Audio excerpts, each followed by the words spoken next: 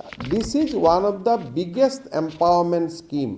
মহিলাক এম্পাৱাৰ কৰাৰ এইখনে আটাইতকৈ biggest scheme in our country.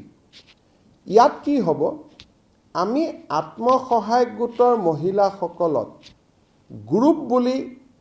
পইচা নিদিও আমি ইন্ডিভিজুৱেল দিম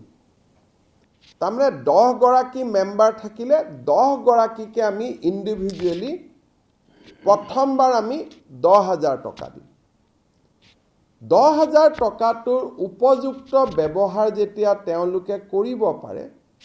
দ্বিতীয়বাৰ আমি তেওঁলোকক 25000 টকা দিম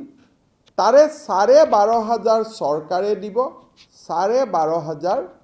বেংকৰ পৰা আমি লৈ দিয়াৰ ব্যৱস্থা কৰিম য'ত নেকি ক্ৰেডিট গ্যাৰান্টি স্কিম চৰকাৰে কৰিব যাতে বেংকৰো ক্ষতি নহয় আৰু থাৰ্ড ইয়াৰত আমি তেওঁলোকক 50000 টকালৈকে লৈ যাব খুজো এতিয়া কথা হ'ল যে আমাৰ 36 লাখ মেম্বাৰ আছে আমি 36 লাখকে দিম নেকি প্ৰথম কথা ইয়াত আমি এটা নিয়ম কৰিছিলো যে যদি সাধাৰণ মহিলা হয় তেতিয়ালে এই স্কিমটো তাৰ কাৰণেহে মুকলি যাৰ সন্তান তিনিটাতকৈ বেছি নহয় যদি এসটি এসসি মৰাণ মটক চাহ বাগিচা হয় আমি 4টা লৈ মুকলি কৰি দিছিলো আৰু খুব তিনিটা লেয়াৰৰ আমি চেক কৰাৰ পিছত 36 লাখৰ ভিতৰত প্ৰায় 29 লাখ মহিলা এনেকুৱা নিৰ্বাচিত হ'ল যাৰ সন্তান 3 এসটি এসসি মৰাণ মটক চাহ বাগিচা হলে 4তকৈ কম আছে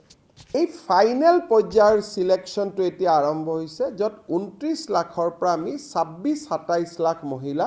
চূড়ান্তভাৱে নিৰ্বাচিত হ'ব 31 মাৰ্চৰ ভিতৰত আমি 29 লাখৰ পৰা ফাইনেল যেটো চেকিং সৰকাৰী কৰ্মচাৰীৰ পত্নী সৰকাৰী কৰ্মচাৰীও তৃতীয় আৰু চতুৰ্থ শ্ৰেণীটো আমি লব দিছো ইয়ে নহক কিয় 31 মাৰ্চত এই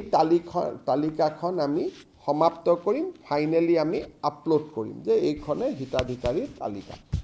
1 এপ্ৰিল তাৰিখৰ পৰা নতুন বাজেট আৰম্ভ হ'ব 1 এপ্ৰিল তাৰিখে বিহালী বিধানসভা সমষ্টিত আমি প্ৰথম হিতাধিকাৰীসকলক এই আঁচনিৰ প্ৰথম 10000 টকাৰ কিস্তি প্ৰদান কৰিম